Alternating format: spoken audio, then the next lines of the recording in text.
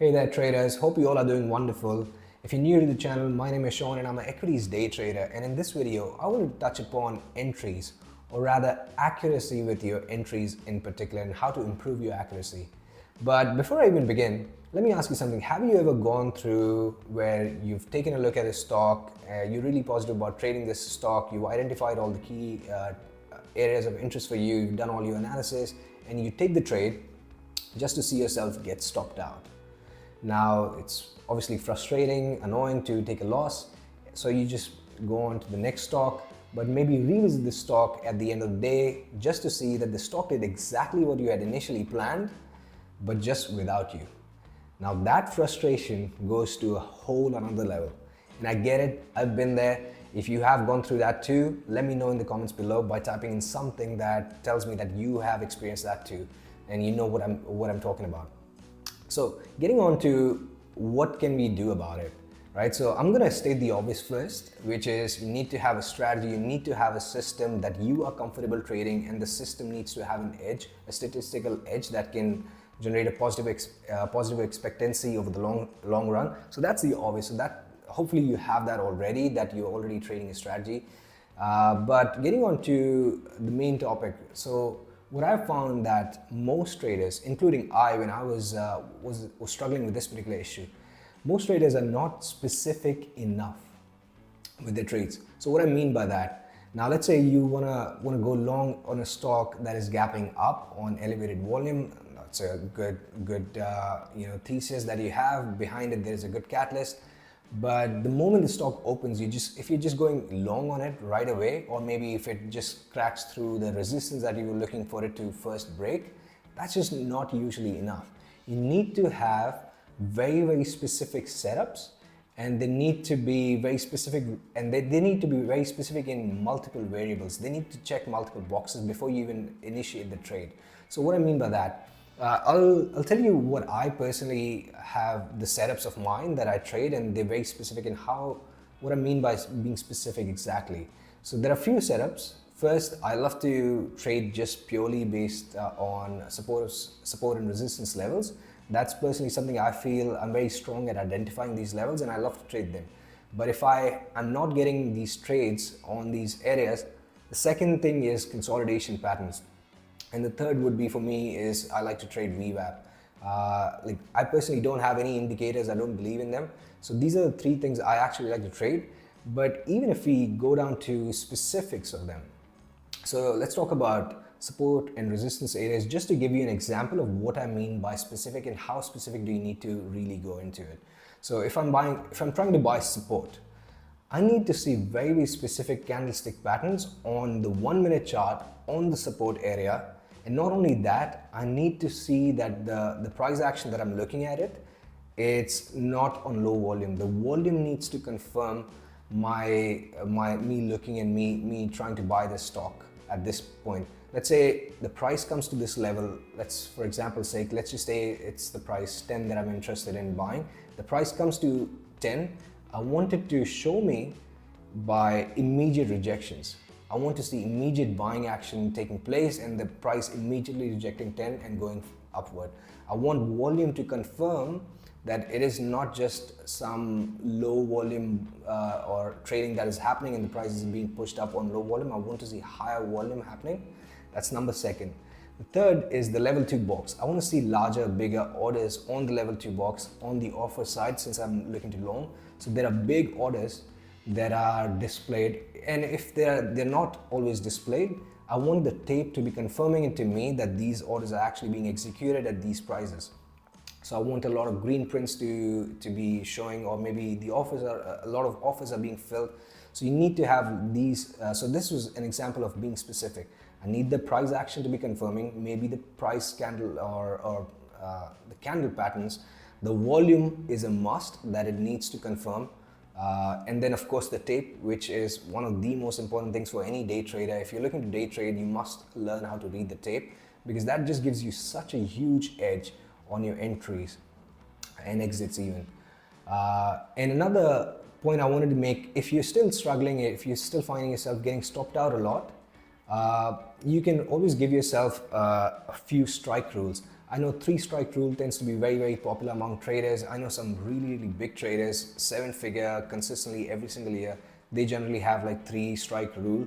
I personally, for me, I've just found after testing that I don't need more than two strike rule. If I'm stopped out like second time, I'm just done with the stock regardless of what it does. And because that's what I've actually found after testing my own trades. If I've been stopped out second time, there's very higher chance that I'm gonna get stopped out third time as well, and it's better to just put or allocate this risk somewhere else. So there are a few things that you can do just to sum it up.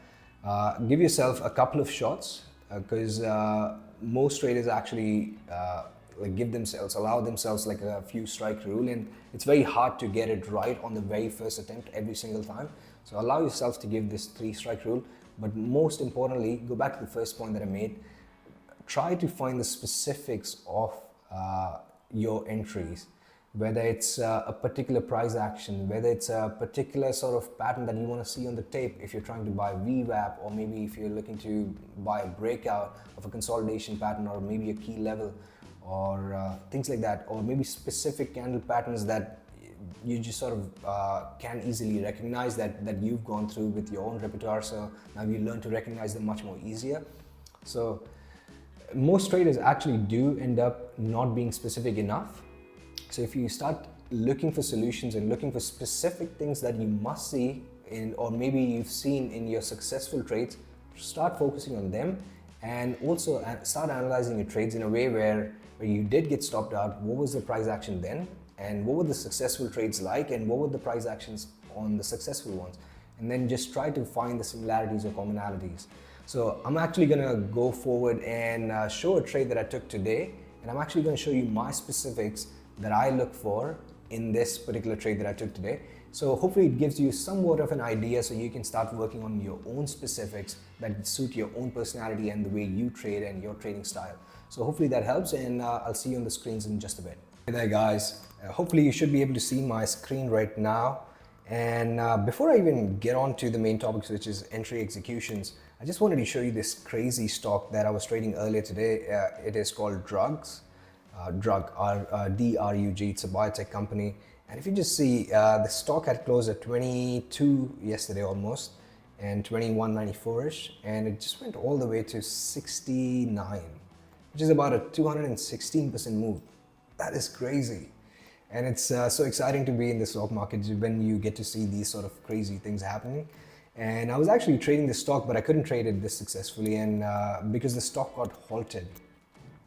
I'll just quickly go over the trade. So right at this 1 minute chart, hopefully it's not too small. So these were where I entered and took my trades. I had some messy trades earlier, but this is where I actually got into my final trade right at the open. This was the opening drive I played, and it got halted right away here. Now, if you know anything about halts, it is pretty scary to be in.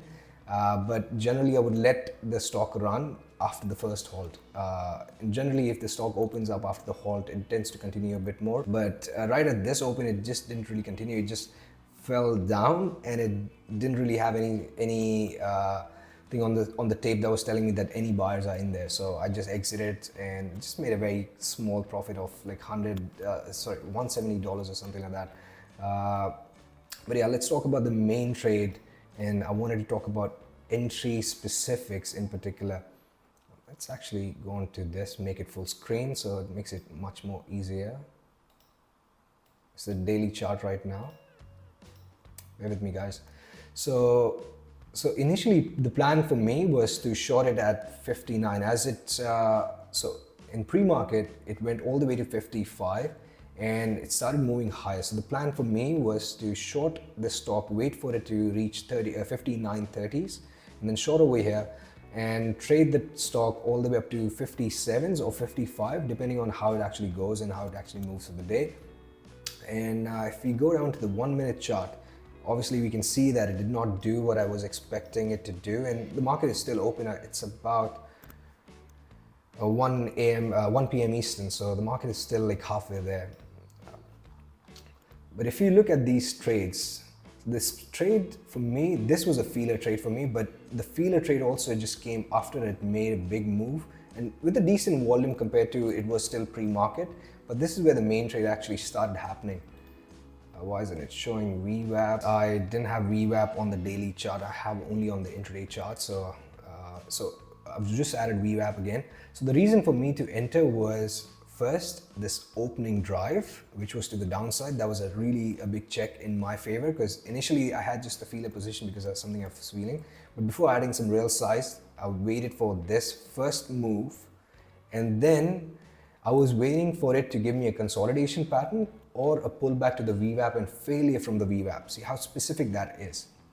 So what we did get is a pullback to the VWAP, and once it reached VWAP, I was waiting for it to sort of fail over there. So if you just see, like, the price just couldn't even close, and these are 1 minute candles. So the price couldn't close. The volume was lower on the buying side on the green candle, so that's one thing. The volume started elevating over here as we start moving a little bit lower. So that is where I started getting all the confirmations of failure on the VWAP, opening drive in my favor, and the price is starting to move lower, and that's where I took my actual size. And then once it started failing from the VWAP again, that was my opportunity to say, that was me, the stock telling me that, yeah, I might be correct. It's time to add some more size and take some more risk. So that is where I started taking some more risk. And it was only a little bit later, about 2 minutes later, that the stock really made a bigger move. Now it's now a little bit later, there was another bigger buyer that was actually supporting the stock, and he held the stock for a little bit longer. And it took a little bit longer for the stock to actually continue lower. But so see, there were multiple checks. I hope you were able to see where the first move I was looking at, and then the failure for it to come back to the VWAP, and then the failure on VWAP. I was also looking for volume to sort of tell me the same picture that I was thinking in my head. And most importantly, I was looking at the level 2 and tape. At this place, I was looking at larger orders on the offer side since I was interested in shorting it. And after that, I was also waiting for the red prints. And the moment the price reached at certain level, a lot of red prints started coming in, which was confirming that offers are being hit and a lot more sellers are interested in the stock. So that is exactly what happened. And if we take a look at it further, I just took these 3 sort of positions in this particular stock, had about 400 or something shares in it. I let it trail. Now my targets were being a lot more lower, so which it didn't really go all the way to. So once we had this first low, I was looking for it to either continue lower, or since it was actually starting to halt a little bit, so I took off some more. And then I had like a trailing stop loss right over here based on the 5-minute chart, so I got stopped out on this. And right over here as well, I just took a quick scalp to the upside as well, targeting VWAP and right around VWAP. So I just got out of my full position, and now I'm just completely flat for the day. These were the results.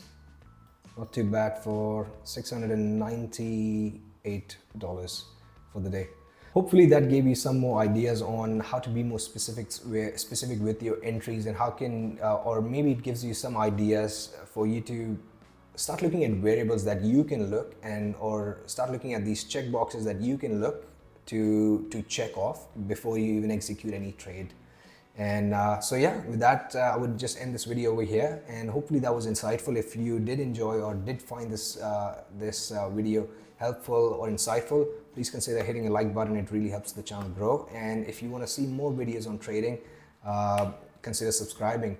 And on top of that, if you have any questions or if you are struggling somewhere with your own trading, please leave them in the comments below. I'll try to make a video, and hopefully I can help you that way as well. So until the next video, take it easy. Cheers.